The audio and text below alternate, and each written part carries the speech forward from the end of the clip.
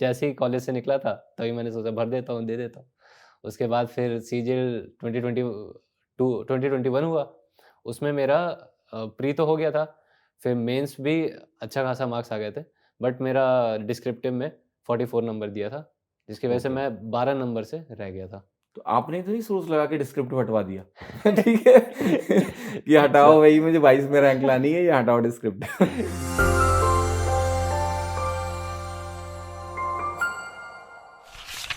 आप सभी का रामोबी टॉपर शो में हार्दिक स्वागत है। आज के इस एपिसोड में मेरे साथ हैं एक खास टॉपर, जिनकी एसएससी सीजीएल 2022 में डबल एओ में यानी असिस्टेंट ऑडिट ऑफिसर में तीसरी रैंक है। इनका नाम है ऋषभ त्रिपाठी और ये अभी लखनऊ में रह रहे हैं।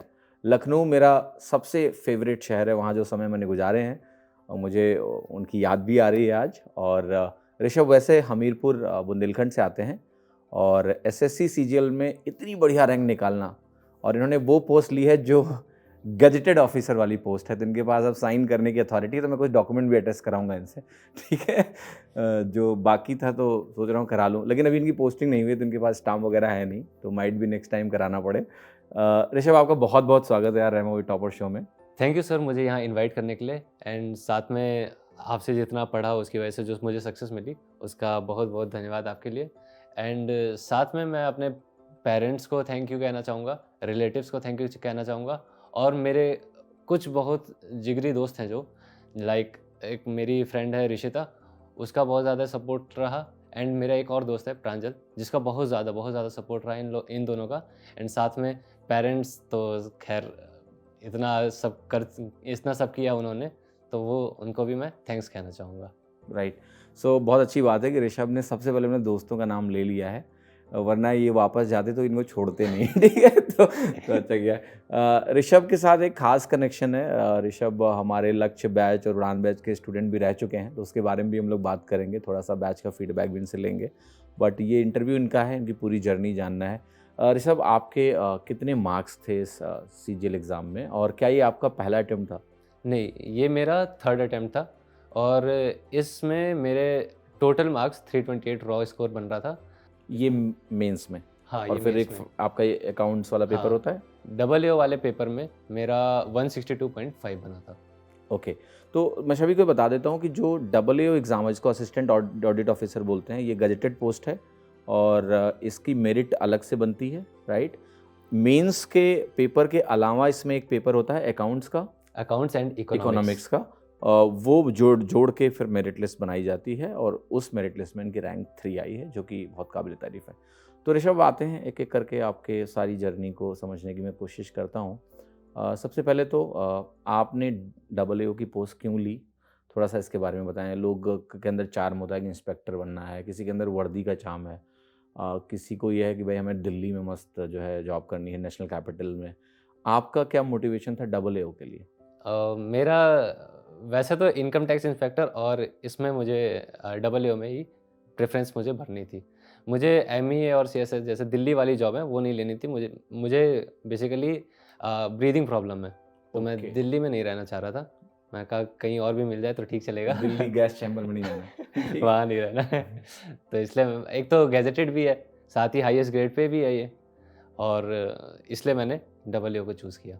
राइट। सो ये एक यूनिक रीज़न टॉपर है। देखो, ये भी एक प्रॉब्लम है, मतलब हम लोग तो समझते नहीं है कि हम लोग कितना यहाँ पोल्यूशन इनहेल कर रहे हैं, बट आपको ब्रीदिंग इशू का मतलब थोड़ा सा बताएंगे क्या है, मतलब प्रॉब्लम? हाँ, मेरी नाक हल्की सी टेढ़ी है, तो उसकी वजह से मुझे ज़ुकाम बना रहता है। पूरे अच्छा, 12 महीने ज़ुकाम बना रहता है। हम्म। तो सर्दियों में तो सांस लेने में बहुत प्रॉब्लम होती है। साथ ही साथ जब वो पॉल्यूशन होता है तब मुझे बहुत दिक्कत होती है सांस लेने पर में। दिल्ली तो मुश्किल था आपके लिए। तो दिल्ली से अपील करता हूँ मैं सभी को कि यार दिल्ली का पोल्यूशन कम करो। ऋषभ जैसे टैलेंटेड लोग दिल्ली पोल्यूशन की वजह से नहीं आ रहे हैं, सोचिए। ठीक है। और एक चीज़ ऋषभ, और क्या मुझे जानना है कि जो आपके पहले 2 अटेम्प्ट्स रहे, जिसमें आपने बोला कि आपका थर्ड अटेम्प्ट में सिलेक्शन हुआ, क्या रिजल्ट था उस अटेम्प्ट में? मेरा फर्स्ट अटेम्प्ट जो 2021 में सीजीएल 2020 हुआ था, तो उसमें मेरा 128 मार्क्स थे और कट ऑफ 137 के प्री आसपास गई थी प्री की। में नहीं हुआ? तो मेरा प्री में नहीं हुआ था। उसके बाद फिर वो तो खैर मैंने 1 महीना पढ़ाई की थी, जैसे ही कॉलेज से निकला था तभी मैंने सोचा भर देता हूँ, दे देता हूँ। उसके बाद फिर CGL 2021 हुआ, उसमें मेरा प्री तो हो गया था, फिर मेंस भी अच्छा खासा मार्क्स आ गए थे, बट मेरा डिस्क्रिप्टिव में 44 नंबर दिया था, जिसकी वजह से Okay. मैं 12 नंबर से रह गया था। तो आपने तो नहीं सोच लगा के डिस्क्रिप्टिव हटवा दिया ठीक है कि हटाओ भाई, मुझे 22 में रैंक लानी है, ये हटाओ डिस्क्रिप्टिव अच्छा सही बताओ, कैसा लगा जब हट गया डिस्क्रिप्टिव? अब मुझे बहुत खुशी हुई, वो अब मूड पर डिपेंड करता है एग्जामिनर के कि कैसे मार्क्स देगा। Yes. तो कई बार अच्छे लोग का भी नहीं होता, कई बार जिनका जो अच्छा नहीं लिख पाते उनका भी हो जाता है, तो ये सब्जेक्टिव होता है। बिल्कुल, और ये पॉइंट बहुत अच्छा है कि पेपर में पूरा अब ऑब्जेक्टिविटी है, नथिंग सब्जेक्टिव। तो ये अब मोर श्योर प्रिपरेशन बेस्ड एग्जाम है, अब कोई लक फैक्टर नहीं है। अब भैया एग्जाम में अगर ए लगाओगे, ए सही है तो नंबर मिलेगा, ये नहीं कि उसने यार 21 में बहुत लोगों के मैसेज आए कि पेपर में सब कुछ बहुत अच्छा था और नंबर खराब डिस्क्रिप्टिव में आ गए। तो वो एक सब्जेक्टिविटी है, एग्जामिनर का मूड है, वो किसको दे रहा है नहीं दे रहा है, तो वो हटा के बड़ा अच्छा काम किया उन्होंने। ठीक है, तो ऋषभ मैं आता हूँ, अब आपके प्रिपरेशन को थोड़ा समझेंगे, उसके पहले थोड़ा एजुकेशनल बैकग्राउंड बताओ क्या है। लाइक मेरी 12th, मतलब मैं साइंस बैकग्राउंड से हूँ। उसके बाद फिर मैंने JEE दिया था, तो उसमें मेरी 8036 रैंक थी, तो मुझे NIT इलाहाबाद मिल गया था, मैंने मैकेनिकल ले लिया था। जेई मेन से आपको NIT इलाहाबाद मिला, हाँ, मैकेनिकल इंजीनियरिंग। Mechanical engineering. उसके बाद फिर मैकेनिकल इसलिए लिया था, मेरी फिजिक्स अच्छी थी, मुझे लगा वहाँ जाके कुछ बढ़िया करेंगे। यही गलती कर दें, फिजिक्स अच्छी है तो मैकेनिकल ले लो, उनको लगता है मैकेनिकल इंजीनियरिंग का मतलब फिजिक्स का एप्लीकेशन। हाँ, फिर वहाँ बस क्या लगा आपको? ठीक। फिर पता चली असलियत, पता चली। ऐसे ही तो मैंने फिर ना इलेक्ट्रॉनिक्स इंजीनियरिंग ली थी, मेरे एक टीचर थे, उन्होंने बोला कि CS मत लेना, क्योंकि CS में क्या होता है, CS के अच्छे जानने वाले लोग अमेरिका में बैठे हैं, IT जॉब कर रहे हैं, खूब कमा रहे हैं, पढ़ाने वाले अच्छे लोग नहीं मिलेंगे। इलेक्ट्रॉनिक्स लोगे तो अच्छे पढ़ाने वाले मिलेंगे। बट वो सरासर गलत थे और मुझे ब्रांच में जाके रियलाइज़ हुआ यार कि इंजीनियरिंग फर्जी में कर ली मैंने। मेरे को तो ऐसा लगता था कि मैंने क्यों करी इंजीनियरिंग, एक्सेप्ट अच्छे दोस्त बने, सब कुछ बहुत बढ़िया हुआ। ठीक है, NIT में कैसा माहौल है पढ़ाई वढ़ाई का? पढ़ाई का माहौल तो बहुत अच्छा है, उसमें ये स्ट्रिक्ट है कि 75% अटेंडेंस होनी चाहिए आपकी, तो ये मैंडेटरी कर दिया, मैंडेटरी है। और बाकी पढ़ने वाले तो हैं, मतलब पढ़ाई अच्छी है और वहाँ पर। NIT में आई थिंक प्लेसमेंट ऑप्शन भी बहुत अच्छे हैं, प्लेसमेंट, अगर आप जॉब में इंटरेस्टेड हो। हाँ हाँ। तो आप क्यों नहीं इंटरेस्टेड हो? इतनी बढ़िया बढ़िया कंपनियां आती हैं। NIT में मेरा एक दोस्त था, मुझे याद है हमारे टाइम पे, तो वो उस टाइम पे मतलब बहुत बड़े पैकेज पे, डबल डिजिट पैकेज पे NIT इलाहाबाद से निकला था। तो आई थिंक आपके यहाँ तो प्लेसमेंट भी बहुत शानदार है। प्लेसमेंट तो बहुत अच्छा है, CS का प्लेसमेंट आप देखेंगे तो सारी बड़ी कंपनीज आएंगी यहाँ पर। मैकेनिकल में भी बहुत अच्छी अच्छी कंपनीज आती हैं, बट उस समय कोरोना भी चल रहा था, तो कंपनीज भी कम आ रही थी और मैक्सिमम लोग कंसल्टेंसी में जा रहे थे। तो मेरा भी इंटरेस्ट था कंसल्टेंसी में जाने में, बट फिर मैंने कहा मुझे थोड़ा अच्छी जॉब चाहिए थी, मतलब सिक्योर, मुझे ज़्यादा हसल वसल वाली वो नहीं, और ज़्यादा हेक्टिक प्रेशर वाली नहीं चाहिए थी, तो मैंने इसलिए फिर मैं सोचा गवर्नमेंट। Preference government jobs. तो फैमिली में कुछ गवर्नमेंट जॉब का बैकग्राउंड है, मतलब कैसे आपका इंटरेस्ट गवर्नमेंट जॉब की तरफ है?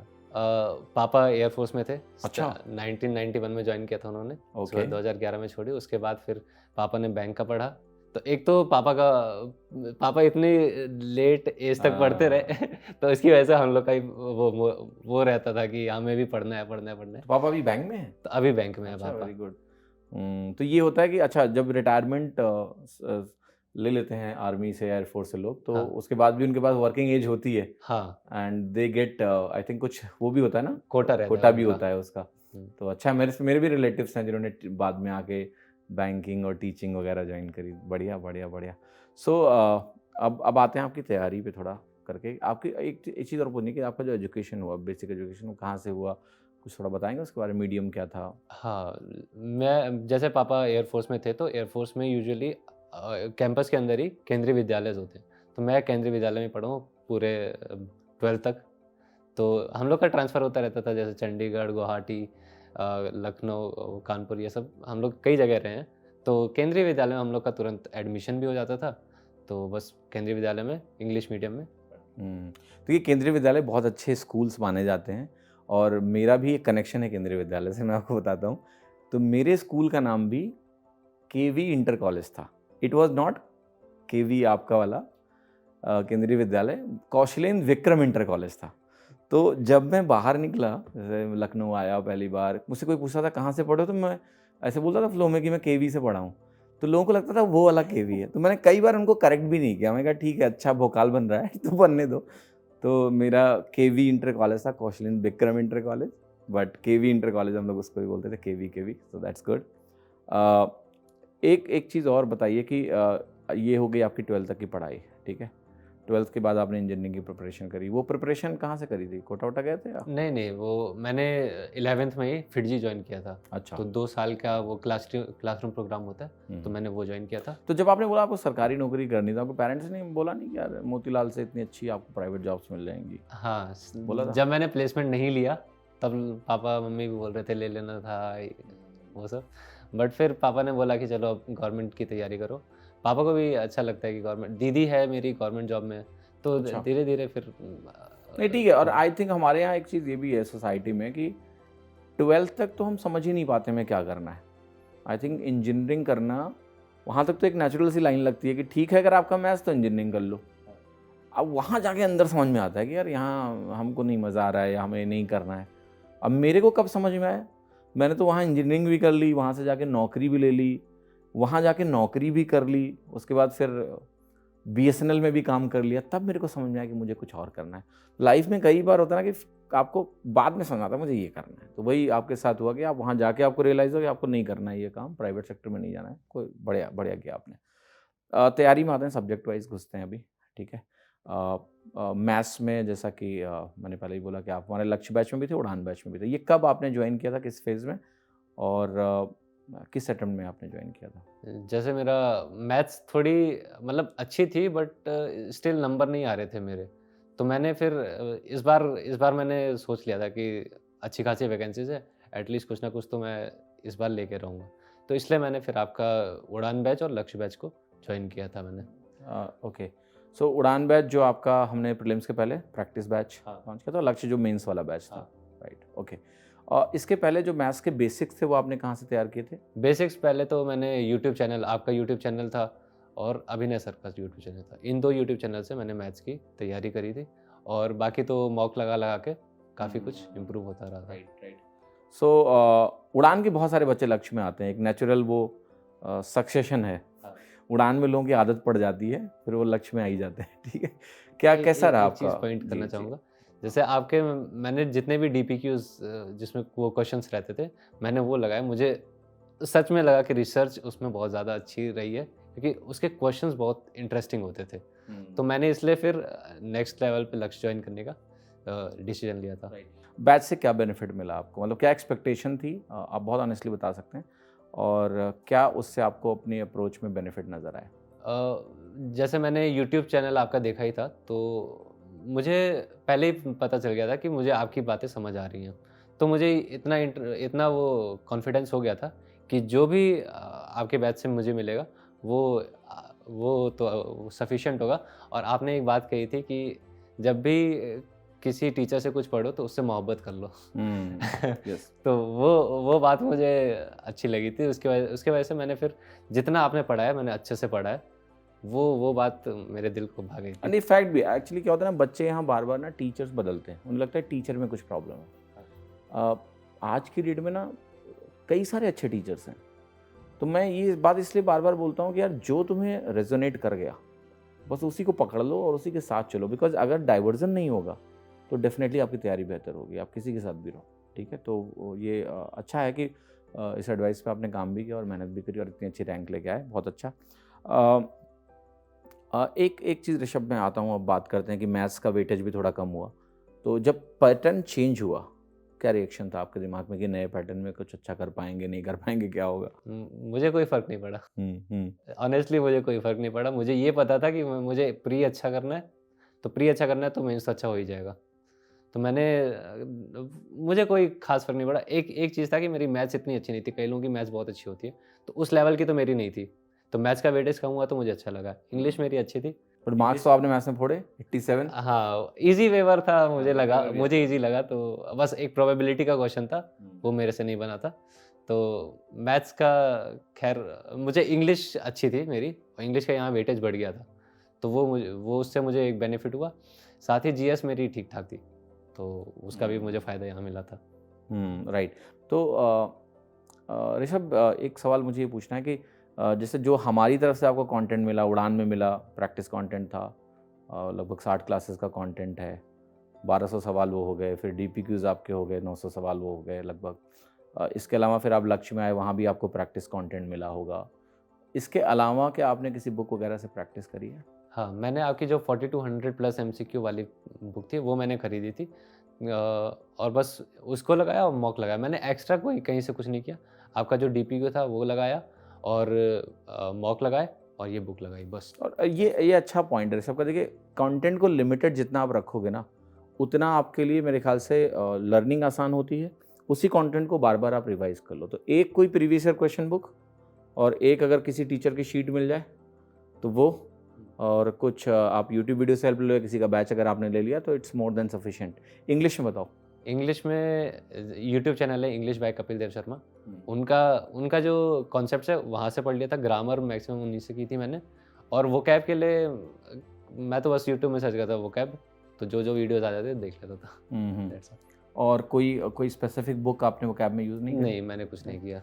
फिर ये जो थोड़ा इंटेलिजेंट बच्चे होते हैं, मैंने देखा ना, इंजीनियरिंग करके आते हैं और अच्छे कॉलेज से आते हैं, उनका तरीका बिल्कुल अलग होता है। उसमें से आप हो, ठीक है, कि डिफरेंट एक तरीका है। यूट्यूब पे देख के अपना मस्त ग्रामर कर लिया, कोई किताब आपने वोकैबुलरी की स्पेसिफिक यूज़ नहीं करी है, राइट? ठीक है। और आरसी वगैरह के लिए? आरसी वगैरह के लिए मैं एनसीईआरटी की चैप्टर्स पढ़ता था। इंग्लिश एनसीईआरटी, हाँ इंग्लिश की। इंग्लिश की बुक 8 से 10 तक की। एक चैप्टर मान लीजिए 15-20 मिनट लगते तो हैं। उसमें आरसीज दिए हैं? आरसीज नहीं है, मैं चैप्टर पढ़ता था। अच्छा। तो चैप्टर से वो कोलोकेशंस कभी कभी मिल जाते थे, नए नए वोकैब भी मिलती थी। जितनी भी एसएससी की वोकैब्स हैं मैक्सिमम आपको 8 से 10 में मिल जाएगी। एनसीईआरटी में? एनसीईआरटी में मिल नया जाएगी। सोर्स बताया आपने, वेरी गुड। तो ये पता कैसे चला आपको कि एनसीईआरटी पढ़नी है? ये किसी यूट्यूब चैनल पे मैंने देखा था, मुझे याद नहीं है किस में देखा था, बट उन्होंने बोला था कि ऐसे कर लेना, तो मैंने वैसे ही किया था। बहुत बढ़िया, बहुत बढ़िया। और ये जो पैराजम्बल्स और क्लोज टेस्ट वगैरह आते हैं? पैराजम्बल तो खैर मेरे से नहीं बना था। मेरी इंग्लिश में पैराजम्बल 4 गलत हुए थे। शायद थे 2 ही वाले थे। 4 गलत थे, तो पैराजम्बल का मेरे से मत पूछिए। क्लोज टेस्ट वोकैबुलरी से हो गया? हाँ। ओके। ग्रामर उमर कैसे, वही यूट्यूब के वीडियो से कर ली थी हाँ, आपने? इंग्लिश बाय कपिल देव शर्मा, उनसे मैंने ग्रामर पढ़ ली थी। वेरी गुड, ठीक है। अब ये वोकैबुलरी में कुछ रिवीजन प्रोसेस था, रिटेंशन प्रोसेस था, कैसे रटना है, क्या करना है? मैंने रटने पर फोकस ही नहीं किया कभी। मैंने मॉक लगाए, मॉक में जो जो आता था वो मैं पढ़ लेता था। एक बार तो मॉक लगा लिया, उसमें आपने वोकैब देख ली, उसके बाद जब उसको दोबारा से रीअटेम्प्ट करते हैं या देखते हैं तो उसमें फिर वापस से वो सारी चीज़ें रिवाइज होने लगती हैं। तो धीरे धीरे मैंने पुराने मॉक्स भी वापस से देखना स्टार्ट किया, तो वही सारे वर्ड्स वापस आते हैं। और मॉक में यूजुअली प्रीवियस ईयर ही आता है। और इंग्लिश के जैसे एक शुभम जैन सर हैं, आरबी चैनल चलाते हैं, तो उनके में पीडीएफ्स आती हैं। अच्छा। मैं वो पीडीएफ, प्रीवियस ईयर वाली पीडीएफ वो निकाल के मैं देख लेता था कौन कौन सी वोकैब है, तो उससे भी मैंने पढ़ा है। तो पीवाईक्यू आपके वहाँ से पीडीएफ से हो गए? हाँ, मैंने रटा नहीं, मैंने रटने से याद नहीं होता है। 10 बार सामने से जाएगा तो खुद ही याद हो जाएगा। साइंस बैकग्राउंड के बच्चे रट भी कम पाते हैं। रट नहीं पाते, need logic to remember anything, इसलिए जीएस याद नहीं होती है। अब मैं रीजनिंग पूछने जा रहा हूँ आपसे। रीजनिंग कहाँ से किया आपने? रीजनिंग बेसिकली मॉक थी, और आपका जो 25 डेज चैलेंज वाला 21 डे चैलेंज अभ्यास वाला, उससे मैंने वो सर राहुल सर की सारी वो वीडियोस देखी थी। और बाकी मॉक से हो जाता है काफ़ी। कमिंग टू जीएस के लिए कोई कोर्स नहीं लिया मैंने सिर्फ यूट्यूब चैनल में जितने वीडियोस आते रहते थे जीएस के, तो मैं वो देखता रहता था। और छांटते कैसे थे लेकिन आप, बड़ा कंटेंट आता है यूट्यूब पे तो। जीएस का मैं यूजुअली प्रीवियस ईयर ही देखता था मैक्सिमम। उसके बाद जैसे मॉक लगाया मैंने, मॉक में कोई क्वेश्चन मेरा गलत हो गया, या सारे क्वेश्चन देखता था, और जो मुझे लगता था डाउट है, तो मैं उस कॉन्सेप्ट को दोबारा रिवाइज कर लेता, पूरा रिवाइज कर लेता। तो जो चीज़ें, जो क्वेश्चन था वो भी याद हो जाता था, और उसके साथ बैकग्राउंड में जो चीज़ें होती थी वो भी याद हो जाती थी। Very good. तो एक चीज़, अब मेरा एक क्वेश्चन है कि जैसे बहुत सारे एरियाज़ हैं जीएस में, है ना? जीएस देखने में बहुत वाइड है, और 2021 तक तो जीएस का वेटेज 50 नंबर का था, यू कैन इग्नोर। हाँ, अब तो नहीं कर सकते इग्नोर, ठीक है। तो हर एरिया अलग अलग पढ़े थे आपने, कि हिस्ट्री, पॉलिटी, ज्योग्राफी, इकोनॉमी, है ना? हाँ, मैंने सारी चीज़ें अलग पढ़ी थी। और स्टैटिक जीके का मैंने, जैसे डांस होते हैं और म्यूज़िक कंपोजर्स होते हैं, या ये यही सब जो लोग होते हैं, तो इन लोग का मुझे याद नहीं होता था, कभी याद नहीं हुआ। तो मैंने कभी याद करने की कोशिश भी नहीं की। मैंने कहा ये 1-2 क्वेश्चन आएँगे, मैं छोड़ दूँगा। तो मैं उसमें ज़्यादा फ़ोकस नहीं किया, जितना जो हो सकता था। जीएस में लोग डरते इसलिए हैं क्योंकि उनको लगता है कि टफ़ आता है। लेकिन 15 से 20 क्वेश्चन ऐसे होते हैं जो आप कर सकते हो, अगर आपने अच्छे से पढ़ा है। बिल्कुल वो पूरा बहुत टफ नहीं बेसिक। आता। आई थिंक हाँ, जीए को लोग ऐसे जज कर लेते हैं ना कि स्कोरेबिलिटी मैथ्स में हाई है, रीजनिंग में हाई है, इंग्लिश में भी रिलेटिवली हाई, स्कोरेबिलिटी जीए में उतनी हाई नहीं है, हाँ, तो उसको टफ़ मान तो उसको लेते हैं वो टफ लोग। मान लेते हैं। हाँ, एवरेज स्कोर के हिसाब से ऐसा भी बहुत मुश्किल नहीं है, आप अगर ठीक से तैयारी करोगे तो हो जाएगा। ठीक है, coming to the mock test now कि मतलब मॉक टेस्ट को कैसे आपने किया और क्या प्लान थे, कहाँ की टेस्ट सीरीज ज्वाइन करी, बता सकते हो? मैंने एक तो टेक्स्ट बुक का सीरीज़ ली थी, क्योंकि दीदी ने भी वही ली थी, तो मैंने भी वही ले ली। उसके बाद सुपर मॉक्स का ऑल इंडिया टेस्ट जो होता था, वो मैं देता था, फ्री टेस्ट जो होता था, वो देता था। तो मॉक में पहले तो मेरे नंबर नहीं आते थे, मेरा वो हो भी नहीं पाता था 1 घंटे में कभी पेपर। तो धीरे-धीरे जब स्टार्टिंग में मैथ्स ही दिक्कत देती है, बाकी तो आप कर लेते हो। मैथ्स का फिर मैंने सोचा कि अब इसको थोड़ा इम्प्रूव करना है। तो जैसे-जैसे मैं 2-3 दिन बाद में देता था स्टार्टिंग में, तो 2-3 दिन मैं मैथ्स पढ़ लेता था थोड़ा बहुत, तो उसके बाद मैं देखता था कितना इम्प्रूव हो रहा है मेरा। धीरे-धीरे वही मैथ्स की वजह से टाइम भी कम होता गया, रिड्यूस होता गया और मार्क्स भी बढ़ते चले गए। कितने आई थिंक मार्क्स दिए होंगे आपने प्रीलिम्स के? मैंने कम से कम 60 के आस-पास दिए होंगे। प्री के? हाँ। ओके, और मेंस के लिए? मेंस का मैंने स्टार्टिंग के 2 जब मैंने दिए थे, मतलब वो 2021 वाला दिया था, तब मैंने मॉक नहीं दिए थे, मैंने 4-5 मॉक दिए थे। तो वो मुझे पता था कि इसकी वजह से मेरा नहीं हुआ इसमें, क्योंकि मैथ्स में मेरे और अच्छे हो सकते थे। उसके बाद फिर मैंने मॉक्स में ज़्यादा फोकस किया। उसके बाद मैंने मेंस काफ़ी सारे दिए थे। लगभग अप्रॉक्सीमेट बता सकते हैं? अप्रॉक्सिमेटली 21 के आसपास। 21 के आसपास मार्क्स आपने दिए हैं, ठीक है। मॉक को एनालाइज करते थे आप? क्या स्ट्रेटजी थी एनालिसिस की आपकी? मैं सारे सारे क्वेश्चंस देखता था। मैं जो करेक्ट होते थे वो भी देखता था, जो इनकरेक्ट होते थे वो भी देखता था, क्योंकि मैथ्स में कभी-कभी तुक्का भी मार लेते हैं कि डिवाइड बाय 9 हो जा रहा है, नंबर बिल्कुल, क्रंचिंग हो जा रही है। तो वो एक तो मेथड है, बट आपको कैलकुलेशन भी फास्ट करनी बिल्कुल। पड़ती है। तो उसके लिए मैं करेक्ट क्वेश्चंस भी देखता था और इनकरेक्ट भी देखता था। तो मैथ्स में भी यही, जीएस में तो खैर मैं सारा देखता था, सारे क्वेश्चंस अच्छे से देखता था, क्योंकि उसमें कॉन्सेप्ट हर बार रिवाइज़ करने का ऑप्शन मिल जाता था, तो याद हो जाती थी सारी चीज़। तो मैं एक सवाल पूछता हूँ आपसे कि एनालिसिस में जैसे कोई अभी लेट्स से प्रीलिम्स का मॉक दे रहा है, 1 घंटे का मॉक है, कितना टाइम एनालिसिस में जाना चाहिए आइडियली? आइडियली मैं 3 टू 4 आवर्स देता था, जीएस में, क्योंकि मुझे बहुत ज़्यादा टाइम लग जाता था। पूरी एनालिसिस में आप? हाँ। मतलब मेंस के या प्री के? प्री का मेंस में थोड़ा ज़्यादा टाइम, मान लीजिए 5 घंटा लग गया, 6 घंटा लग गया, मतलब उसमें क्वेश्चंस भी ज़्यादा होते थे, इंग्लिश का कई सारे कॉन्सेप्ट भी डिफरेंट होते थे, थोड़ा टफ हो जाता था, वोकैब टफ हो जाती थी, तो उसमें मैं इंग्लिश में भी ज़्यादा टाइम देता था। तो लेकिन एनालिसिस में जैसे आपने एक मॉक दिया और इतने घंटे एनालिसिस करी, तो उस दिन आपकी पढ़ाई और नहीं होती होगी ना? मैं कम से कम 10 घंटा तो पढ़ ही लेता था दिन में। तो मुझे मतलब अब मॉक मैं तो तो आपने घर बहुत तमीज़ से एनालाइज़ किया है, क्योंकि मेंस के मॉक में 5 घंटे एनालिसिस, मतलब आप उसको बहुत अच्छे से वहीं से वापस घूम फिर के कॉन्सेप्ट सब रिवाइज़ करके पूरा कर रहे हो अच्छे से। हाँ, मैथ्स में कई सारे क्वेश्चन लगाने की ज़रूरत नहीं है। हुँ। एक ही क्वेश्चन को उसको करने का तरीका आपको हाँ, आना डिफरेंट चाहिए। वेज़ के हैं। डिफरेंट वेज़ में आने चाहिए, क्योंकि एक ही क्वेश्चन आपका एक तरह से नहीं हो पाएगा। जैसे किसी में कैलकुलेशन तेज़ है, तो उसमें दूसरा तरीका आप लगा सकते हो। किसी में रेशियो से हो रहा है, तो रेशियो लगाइए। तो वो सारे मैं हर मेथड्स को ट्राई करता था, और कौन-सा जल्दी हो जा रहा है, वो मैं देखता था। Okay, okay.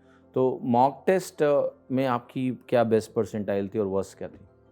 वर्स्ट तो मेरी थी स्टार्टिंग में जब हुई थी, तब तो मेरा कंप्लीट ही नहीं हुआ था, मेरा कट ऑफ ही पार नहीं हुई थी। उसके बाद धीरे-धीरे जब इम्प्रूव हुआ, तब मेरा 75-80 आने लगी। फिर मुझे थोड़ा कॉन्फिडेंस आया और मैक्सिमम आई थी 99.8 परसेंटाइल। 99.8 परसेंटाइल आपने बेस्ट किया था। बेस्ट एवरेज परसेंटाइल रेंज क्या रहती थी? एवरेज 95 प्लस रहती थी मेरी। 95 प्लस। तो आई थिंक ये एक अच्छा मीट्रिक हो सकता है। बच्चे पूछते हैं कि सर मॉक में क्या स्कोर खराब है, क्या अच्छा है।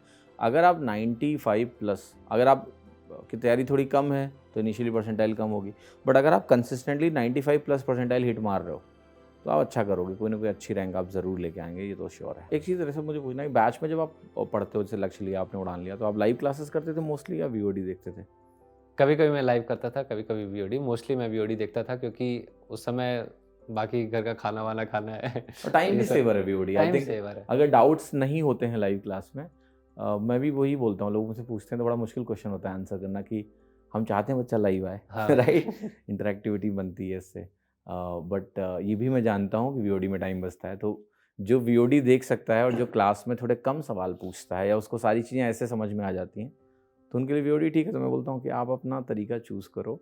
अब मैं कैसे बोल दूँ कि लाइव ही आना है, क्योंकि मैं जानता हूँ कि VOD is time saver, right, कि अगर आप उसी लाइव क्लास की रिकॉर्डिंग देखोगे तो माइट भी 2x स्पीड से देख के टाइम बचा लो, राइट। अब वो जो किसी का डाउट होता है बीच में, वो समझाने में जो टाइम जाता है, तो वो लाइव में आप स्किप नहीं कर सकते, उसमें स्किप कर सकते हो। कंटेंट के बारे में क्या बताओगे? अब लक्ष्य या उड़ान का कैसा था? जैसे कई बच्चों को ये लगता है कि यार बैच में प्रैक्टिस बैच है तो क्या हर सवाल को ठीक से समझाया जाता है? क्या एक सवाल को करने के 2-3 तरीके ठीक से समझाएंगे, ट्रेडिशनल बताएंगे मेथड, या नहीं बताएंगे, सीधा शॉर्टकट लगा के लग देंगे सवाल? क्या क्या आपका फीडबैक है बच्चों के लिए? आपका आपका जो तरीका है, पहले आप ट्रेडिशनल बताते हैं, उसके बाद अपना रैमो वाला तरीका बताते हैं। तो मुझे बहुत सही लगता है, पहले ट्रेडिशनल से आप दिखाते हैं कि कितना लेंदी प्रोसेस है, उसके बाद जो आप दिखाते हैं कि इतना ईज़िली हो जाएगा।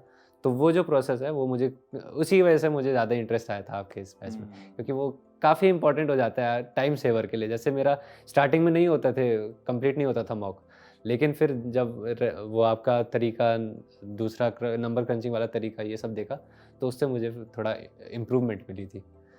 तो मुझे काफ़ी सही लगा था वो। Right, great. अब मैं आता हूँ आपके अदर एस्पेक्ट पे। ऋषभ, पढ़ाई के दौरान मैं समझ सकता हूँ आप बहुत अच्छे कॉलेज से आते हो, राइट। आपके दोस्त प्लेस होके यहाँ वहाँ गए होंगे, बड़ी बड़ी जगहों में फ़ोटो डालते होंगे, और आप कर रहे हो प्रिपरेशन। तो डिफ़िकल्ट फेज़ होगा, क्योंकि सेल्फ डाउट होते हैं, और एक बार एग्ज़ाम ना निकले तो और होता है, क्योंकि ये और प्रेशर बिल्ड करता है कि यार कलीग हमारे, मतलब बताओ, इतना इतना पैसा कमाने लगे, बैंगलोर में कोई है, कोई कहीं है, कुछ फ़ॉरेन जाने लगते हैं उस पीरियड में। कैसा फेज़ था वो, मतलब सेल्फ डाउट, और कैसे आपने उससे रिकवर किया खुद को जब ऐसे फेजेस आए, जब आपको लगा कहीं मेरा डिसीजन गलत तो नहीं है, राइट। जैसे एक टाइम था मैंने अपनी जॉब छोड़ी and I came back to Delhi. मुझे नहीं पता था मैं क्या करूँगा लाइफ में, और शुरू में तो ठीक गया। 1 साल के बाद मुझे ऐसा लगा कि मैंने सही किया कि नहीं। खैर वो एक ही बार सवाल आया मेरे ज़हन में कि मैंने कहीं ऐसा तो नहीं कि नौकरी छोड़ के बिना किसी उसके मैं आ गया हूँ वापस कि मैं कुछ करूँगा अपना, बट मैं कुछ कर तो नहीं रहा हूँ अभी। एंड वो सेल्फ डाउट क्रिएट हुआ। उधर देखा दोस्तों के प्रमोशंस मिल रहे हैं, पैकेजेस बढ़ रहे हैं, तो एक बार डाउट हुआ कि यार कहीं ऐसा तो नहीं गलती कर दी।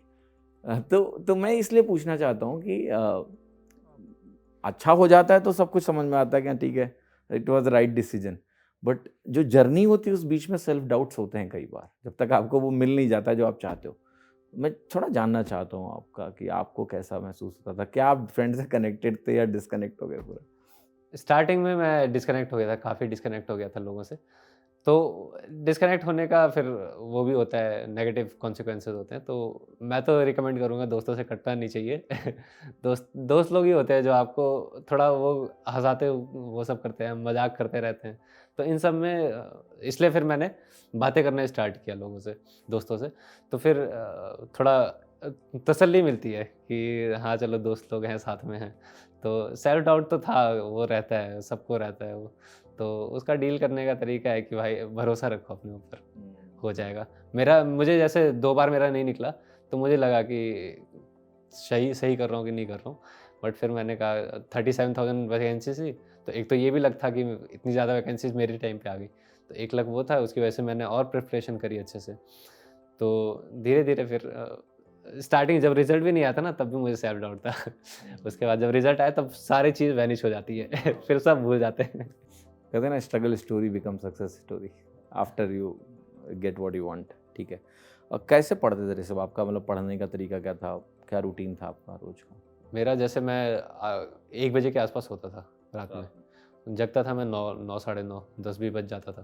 तो मैं आराम से जगता था, कोई प्रेशर नहीं। जब तक नींद पूरी नहीं होगी तो पढ़ भी नहीं पाएँगे। तो मैं नींद अपनी हमेशा पूरी रखता था। उसके बाद मुझे ज़्यादा कुछ काम, घर में कुछ काम करने को नहीं कहा जाता था। मम्मी करती थी, भैया कर लेता था, पापा कर लेते थे। मुझे कोई काम नहीं दिया, तो एक तो इतना बहुत लगी था मैं इस मामले में। और उसके बाद फिर मैं जैसे उठा, उसके बाद फिर थोड़ा एक्सरसाइज़ कर लिया। एक्सरसाइज़ तो मैं कंटिन्यू रखा था। एक्सरसाइज़ कर लेता था, उसके बाद फिर ऑलमोस्ट 11 साढ़े 11 के आसपास मैं फ्री होके फिर लैपटॉप में बैठता था, फिर वीडियोज़ देखने स्टार्ट करता था। सबसे पहले करंट अफ़ेयर्स करता था। करंट अफ़ेयर्स का सब जो मैंने आपको शायद सोच नहीं बताया, करंट अफ़ेयर्स का संजीत सर हैं एग्ज़ामपुर में। अच्छा। तो उनका मैं करंट अफेयर्स देखता था, क्योंकि वो करंट अफेयर्स रिवाइज कराते थे पुराना वाला, साथ ही साथ स्टैटिक जीके भी इम्प्रूव कराते थे। अच्छा। तो मैं इसलिए उनका देखता था। 1.5 घंटे की वीडियो होती है, वो मैं हर दिन देखता था। फिर उसके बाद फिर कोई भी वीडियो, मेरा कोई टाइम टेबल नहीं था। मैं धीरे-धीरे, अब मान लिया मैथ्स पढ़ना है, तो मैं मैथ्स पढ़ लेता था। फिर रीजनिंग, इंग्लिश, ये सब चलता रहता, मैं लगातार ही पढ़ता रहता था। उसके बाद खाने-पीने के समय मूवी लगा लिया या कुछ देख लिया, तो थोड़ा एंटरटेनमेंट हो जाता था। उसके बाद फिर मॉक लगा लेता था 3-4 बजे के आसपास। फिर थोड़ा बहुत पढ़ लिया, 7 बजे के आसपास मैं छत में जाता था, एक्सरसाइज़ कर लेता था। उसके बाद फिर रूम पे आके खाना-वाना खा के फिर पढ़ाई स्टार्ट कर देता था। रात को पढ़ते ही फिर रहता था। 1 बजे तक हाँ। दिन भर पढ़ाई। हाँ। ठीक है, नहीं आपने काफ़ी हार्ड वर्क किया, 10 घंटे पर डे मतलब। तो तैयारी के दौरान क्या मस्ती-वस्ती करते थे आप? बिल्कुल बंद थी सब कुछ? हाँ, मैं दोस्तों के साथ मिलने जाता रहता था, घूमता रहता था, वो तो मेरा चलता रहता था। हफ़्ते में 2 हफ़्ते में 1 बार तो एटलीस्ट निकल जाता था मैं। तो वो ज़रूरी है, वो लोगों को लगता है कि टाइम वेस्ट हो रहा है, बट उससे वो एक तरह से, जैसे जिम करके आओ तो जो रेस्ट करता है, वही चीज़ वो आपका एंटरटेनमेंट करता है। करना ज़रूरी होता है वो। एंड पोस्ट सिलेक्शन क्या चेंजेस हैं आपके रूटीन में? अब क्या करते हो? अब अब तो वही जगने का तो वही टाइम है 10 बजे का, फिर बैठे आराम से सोच रहे कुछ। और मैं इन्वेस्टिंग का थोड़ा पढ़ना स्टार्ट किया मैंने। मैं थोड़ा उसमें मेरा इंटरेस्ट भी था हमेशा से। तो कॉलेज में भी मैं बुक्स पढ़ता था इन्वेस्टिंग की और बिजनेस की, ये सब का, फाइनेंस की। तो मुझे उसमें इंटरेस्ट, तो वही मैं पढ़ता रहता हूँ। इंटेलिजेंट इन्वेस्टर पढ़ लिया आपने? हाँ, वो पढ़ी थी। अच्छी किताब है। रिच डैड पुअर डैड पढ़ी है। हाँ, और साइकोलॉजी ऑफ मनी वो नहीं पढ़ी ज़रूर मैंने। पढ़ो। One of the book about money is psychology of money, है ना? अच्छी किताब है, उसको लेके ज़रूर पढ़ना। सबसे पहले मैंने पढ़ी थी एल्केमिस्ट। अच्छा। एल्केमिस्ट बहुत अच्छी किताब है। इंजीनियरिंग कॉलेज में जाके अल्केमिस्ट, हम लोग अल्केमिस्ट, और हमारे टाइम पे तो एक वो 5 पॉइंट समवन चेतन भगत वाली, हाँ, हाँ। ठीक है, ये मोस्ट पॉपुलर बुक हुआ करती। अल्केमिस्ट समझ ही नहीं आई थी पहली बार जब मैंने पढ़ा था। हिंदी मीडियम बैकग्राउंड था, कुछ समझ ही नहीं आया कि क्या किताब है ये। ठीक है, वेरी गुड। तो वही मेरा नॉवल पढ़ने का इंटरेस्ट जगा था। मेरे दोस्त लोग भी नॉवल पढ़ते थे, तो उनके साथ मैं भी, तो वो बहुत ज़्यादा अच्छी हैबिट मेरी बन गई थी नॉवल पढ़ने की। अभी छूट गई है, अभी तो पढ़ना पड़ता है। अभी क्या टीवी भी देखते हो? मस्त।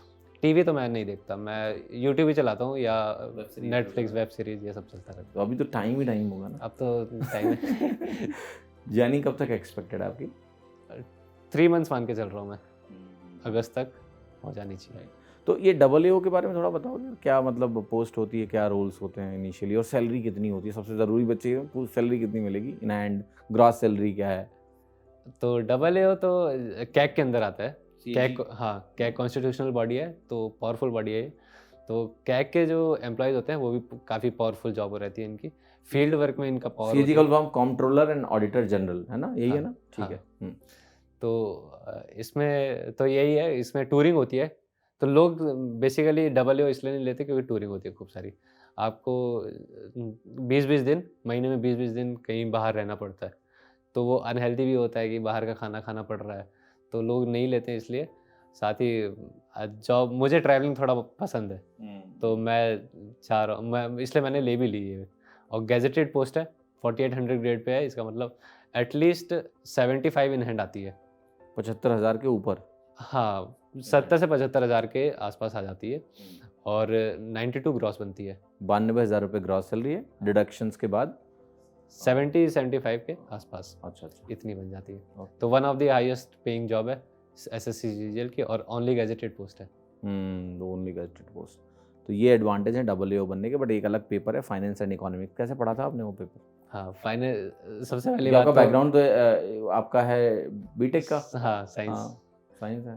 तो मुझे वैसे भी लिस्ट वन पहले आती थी, मैं देखता था कि लिस्ट 1 आई है, पर उसकी कट ऑफ इतनी हाई जाती थी, मुझे लगता था मेरा कहाँ इसमें नाम आएगा।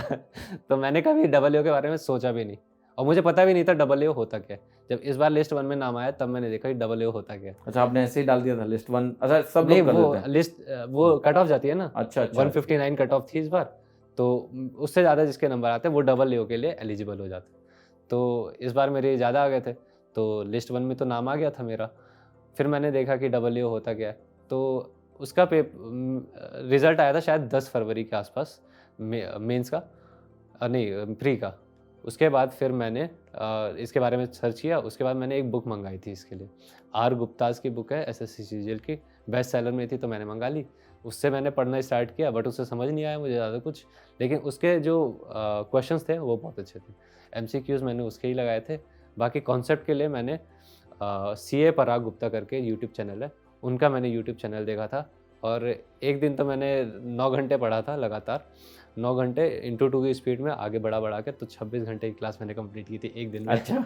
और वो मेरे पास सिर्फ 3 दिन बचे थे। जैसे मैंने 16 फरवरी के आसपास बुक आई थी मेरी।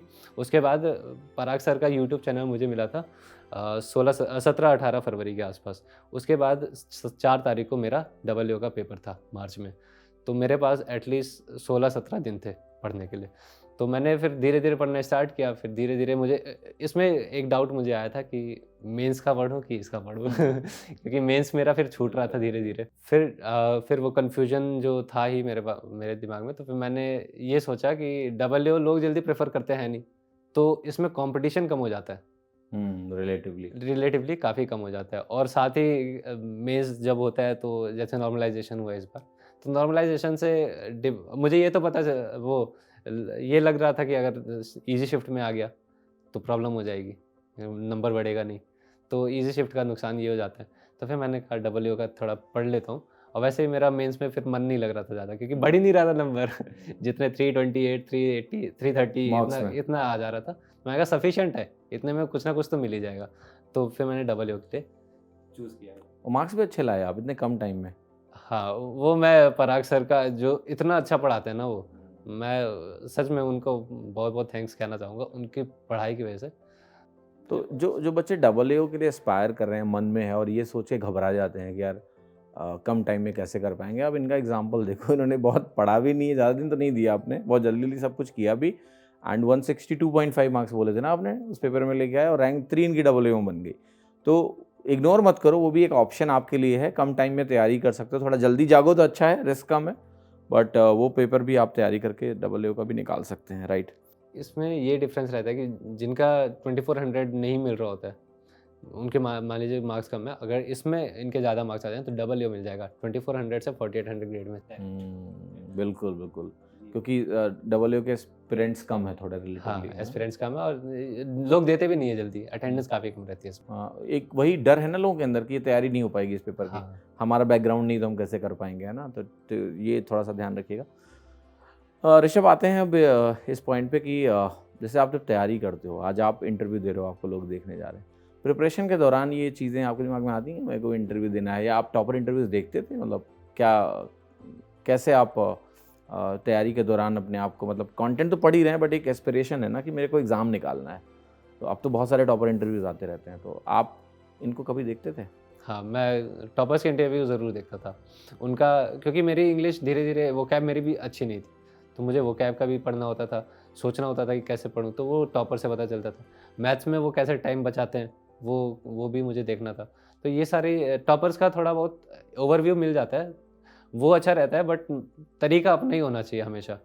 तरीका दूसरों का अपनाओगे तो नहीं हो पाएगा, वो मुश्किल हो जाता है। तो मैंने अपना ही तरीका अपनाया, बट उनकी स्ट्रैटेजीज़ थोड़ा बहुत कैसे करते थे, थोड़ा बहुत आइडिया लगा के अपना तरीके से सारा चीज़ें किया। तो मैं, एक तो मेरा इंटरेस्ट भी था कि मुझे टॉपर्स इंटरव्यू में तो जाना ही जाना है। अच्छा। तो इसका बेसिकली इसी की वजह से मैंने पढ़ना ज़्यादा अच्छे से स्टार्ट किया, कि मेरा एक मोटिवेशन आ गया था कि हाँ, अब मुझे भी इंटरव्यू देना है तो उसकी वजह से मैंने काफ़ी मेहनत की थी। मैंने दोस्तों को भी बता दिया था कि भाई इंटरव्यू होगा मेरा नहीं, ठीक है, वही मैं बच्चों को समझा रहा था एक दिन कि बच्चे बोल रहे थे कि अपने आप को कैसे मोटिवेट रखें, तो मैंने कहा सबके मोटिवेशन का मैकेनिज्म अलग है, आपको जो चीज़ मोटिवेट करती हो, if it works for you it is good for you. अगर आपको अपने पड़ोसी को दिखाना है तो ये मत सोचो कि तुम मीन हो, ठीक है, तुम वही मोटिवेशन लेके पढ़ो, इंपॉर्टेंट ये है कि तुम्हारा पहले सिलेक्शन हो, वो सबसे ज़रूरी है। तो आप जो मोटिवेट करे, तुम्हें इंटरव्यू में जाना है, तुम्हें लगता है तुम्हें इंटरव्यू,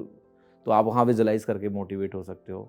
आपका जो एम है लाइफ का, सबके मोटिवेशन के रीज़न, जैसे आपने बोला आपको टॉपर शो में जाना है, वो इमेजिनेशन आपके लिए एक मोटिवेशन है कि मुझे मेहनत करनी है उसके लिए। तो मैं ये सबसे कहना चाहता हूँ, फाइंड योर ओन मोटिवेशन, आपका क्या मोटिवेशन है लाइफ में, जो भी आपको मोटिवेट करे। एग्ज़ाम में पढ़ने के लिए मोटिवेशन चाहिए, वो जहाँ से आती हो, जिस चीज़ को सोचने से आती हो वो सोचो आप, so that you work for your goal. ठीक है ऋषभ, आपकी हॉबीज़ क्या हैं ज़रा बताओगे आप कुछ? पसंद तो है मुझे क्रिकेट खेलना, लेकिन अब हो नहीं पाता, दोस्त ही नहीं है अभी यहाँ पर सब जॉब में लगे। और नॉवेल्स पढ़ना पसंद है, गेम्स खेल लेता हूँ मोबाइल में, एंड वेब सीरीज़ थोड़ा बहुत। फैमिली में कौन कौन है आपके? मदर, फादर, ब्रदर के बारे में आपने बोला, सिस्टर हाँ आपकी हैं। हाँ, तो पापा मम्मी, पापा बैंक में है, मम्मी हाउसवाइफ है, एंड दीदी है मेरी हाई कोर्ट में, इलाहाबाद हाई कोर्ट में रिव्यू ऑफिसर है, एंड भैया आईटी कंपनी में एक, तो स्टार्टअप है, स्टार्टअप में काम करता है भाई। Okay, right, great. तो ऋषभ, आपने इंटरव्यू में बहुत सारी चीज़ें बताई, बहुत अच्छे से बताया, बहुत मज़ा भी आया सुनने में आपको। जो नए एस्पिरेंट्स हैं उनके लिए आपका क्या संदेश है कि वो कैसे बड़े एग्ज़ाम को, एसएससी जैसे एग्ज़ाम बड़ा है क्योंकि कंपटीशन है, one of the most short exam today is SSC exams, तो इसमें बहुत सारे सेटबैक्स आते हैं, आपने भी देखे 2 फेल्यूर्स। क्या मैसेज है आपका उन एस्पिरेंट्स के लिए कि वो इस कंपटीशन को राइट माइंडसेट के साथ अप्रोच करें? सबसे पहली चीज़ तो मुझे लगता है कि एम इतना वो सब नहीं करना चाहिए कि मुझे इतने मार्क्स चाहिए, इतना वो चाहिए, पढ़ने पे फोकस करना चाहिए। मैंने ये नहीं सोचा था कि मुझे अच्छे मार्क्स चाहिए, मुझे ये था कि मुझे जितना मैं पढ़ रहा हूँ वो मुझे समझ आना चाहिए। तो मैं मॉक में इसलिए इन्वेस्ट करता था रिसर्च करने में, कि मुझे ये समझ आ जाए कि ये कैसे हो रहा है, तो फिर मैं वहाँ तो कर ही लूँगा। अगर यहाँ मैं समझ गया तो वहाँ तो कर ही लूँगा। तो मैंने कभी इतना फोकस नहीं किया कि अच्छे मार्क्स चाहिए, ये चाहिए। मैंने फोकस किया कि मुझे समझ आ जाए, और जीएस में तो खैर पढ़ना पड़ेगा आपको, उसमें दिमाग लगाना पड़ेगा, एंड बाकी करते रहना पड़ेगा आपको, कंटिन्यूअसली कंसिस्टेंट होना पड़ेगा, मॉक लगाते रहना पड़ेगा। मॉक बहुत इंपॉर्टेंट होता है, मैं इग्नोर किया था पिछली बार, तो इसलिए मेरा हुआ नहीं था, मुझे पता चल गया था, अंदर से फ़ील आ जाती है कि हाँ, मॉक नहीं लगाया, तो इसलिए दिक्कत हुई है। तो फिर मॉक लगाना तो बहुत इम्पोर्टेंट है। मैं अभी एक दिन हम लोग बैठ के क्रिएटिवली सोच रहे थे कि सुपर मार्क्स के लिए कुछ लाइंस बनाते हैं ठीक है, प्रोमो लाइंस। तो मेरे दिमाग में एक लाइंस आई थी कि अगर आप अभी मॉक नहीं दोगे ना तो एग्ज़ाम आपको मॉक करेगा ठीक है। तो वो ज़रूरी है टेस्ट करना खुद को कि जितना आप रगड़ोगे खुद को उस एक्चुअल इन्वायरमेंट में, भले ही नंबर अच्छे आए या ख़राब आए, कई बच्चे हैं जो मॉक नहीं देते हैं इस डर से कि मेरे नंबर ख़राब आ जाएंगे, तो वो एक जजमेंट वाली आदत होती ना, तो वो सोचना ही नहीं यार, अपनी जो आईना तो रोज़ देखो ना कैसे दिख रहे हो। वही ठीक। वो डरते हैं मॉक हम्म, लगाने से, मैं भी डरता था पहले। मैंने कहा अगर यहाँ डर रहा हूँ तो वहाँ तो नहीं बनेगा मेरे से। तो मॉक में चाहे कितने भी बेकार नंबर आएँ, बट उसको रीअटेम्प्ट करके धीरे-धीरे इम्प्रूव करना पड़ता है। तो वो इम्पोर्टेंट रहता है, वो डरना नहीं चाहिए मॉक से। अल्टीमेटली वही मॉक आपका असेसमेंट है, प्रैक्टिस भी है, असेसमेंट भी है, रिवीजन भी है, सब है। और उसी मोड में आपको कह रहे हैं जो गेम आपको खेलना है एग्ज़ाम में, वो गेम तो खेलना पड़ेगा पहले से, ताकि वहाँ वो अटपटा सा ना लगे, है ना। बहुत बढ़िया। तो ऋषभ, आपसे मिलकर बहुत मज़ा आया, और मैं ये बस जानना चाहता हूँ कि लखनऊ में क्या चल रहा है अभी? बहुत दिन हो गए, मैं लखनऊ ठीक से नहीं घूम पाया हूँ। मेरे टाइम पे वहाँ पर एक हजरतगंज के पास वाजपेयी पूड़ी हुआ करती थी, बड़ी लंबी लाइनें लगती थी। मेरा एक एपिसोड बताता हूँ आपको। हम लोग ट्रिपल ई के एग्ज़ाम का फॉर्म लेने गए थे, तो उस समय ऑनलाइन शुरू हो गया था, नहीं याद नहीं है, फिज़िकल फॉर्म लेके भरने पड़ते थे ट्रिपल ई का। तो वो हम लोग बैंक्स में होते थे कि इस एक्सिस बैंक चले जाओ, वहाँ से मिलेगा, अमीनाबाद में बैंक है। तो एक बार हम लोग गए बैंक में और फॉर्म लेने के लिए लाइन में लगे हुए थे, उसने बोला कि हजरतगंज वाली ब्रांच में मिलेगा, यहाँ फॉर्म ख़त्म हो गया। वहाँ से हम निकले और हजरतगंज की तरफ बढ़ने लगे, तो वहाँ एक जगह बहुत बड़ी भीड़ थी। तो हमें लगा कि यहाँ फॉर्म मिल रहा है ट्रिपल ई का, हम भी लग गए लाइन में। पता लगा ये पूड़ी लेने के लिए लाइन लगी हुई है, वाजपेयी जी की पूड़ी। और फिर हमने कहा चलो पूड़ी खा लेते हैं। तो वाजपेयी जी की पूड़ी उस दिन खाई, बहुत फेमस है हजरतगंज में। तो लखनऊ बहुत प्यारा शहर है, और अभी तो आई थिंक काफ़ी अच्छा सजा हो हुआ है, गया ना, काफ़ी सजा हुआ है। है। जी20 की वजह से हाँ। और इन सब की वजह से, मतलब आजकल तो लाइट्स लगी रहती हैं, पूरा शहीद पथ में लगी रहती हैं, सीएम आवास के पास लगी रहती हैं, बटरफ्लाई लग गई हैं, तो बहुत अच्छा बना दिया। Right right. तो मैं आता हूँ किसी दिन लखनऊ, अच्छे से घूमते हैं। और बहुत अच्छा लगा आपसे बात करके ऋषभ, बहुत पॉजिटिव पर्सनालिटी है आपकी, एक एनर्जी आप एग्ज्यूड कर रहे हो। मेंटेन रखिए अपना ये जो पैशन है, जो मिशन है आपका। सो फाइनली ऋषभ, इंटरव्यू खत्म हो गया, मज़ा आया आपको? ज़बरदस्त।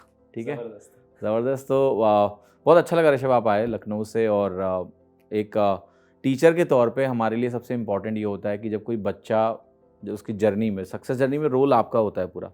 हम लोग बहुत छोटा सा रोल प्ले करते हैं, बट वो जो कहते हैं ना जर्नी का हिस्सा बन जाना, हम हर साल वो जर्नी जी पाते हैं जो एक एस्पिरेंट जीता है, क्योंकि हम उसके हिस्सेदार हैं। तो हमें बहुत खुशी होती है एक बच्चा जब बताता है कि हम सेलेक्ट हो गए और आपके यहाँ से पढ़े थे, तो काफ़ी अच्छा लगता है कि हाँ चलो इसमें छोटा सा कंट्रीब्यूशन हमारा भी है। और उसको जब आप एक्नॉलेज करते हो तो कहीं ना कहीं ये और बहुत बड़ी बात है। आज की डेट में लोग एक्नॉलेज भी नहीं करते हैं, ठीक है। तो thank you for coming to the show. बहुत आनंद आया मुझे बात करके आपसे, बहुत अच्छा लगा, और पूरे एस्पिरेंट कम्युनिटी को इससे बहुत फ़ायदा होगा इस इंटरव्यू से। और एक छोटा सा गिफ्ट हमारी तरफ से आपके लिए है, कुछ खाने पीने की चीज़ें हैं, ठीक है, खा के थोड़े मोटे हो जाइए आप। ठीक Thank है, you, sir. चलिए बहुत बहुत धन्यवाद, थैंक यू सो मच। तो जो लक्ष्य और उड़ान वाले बच्चे हैं उनको बहुत बहुत शुभकामनाएं, thank you, all the best.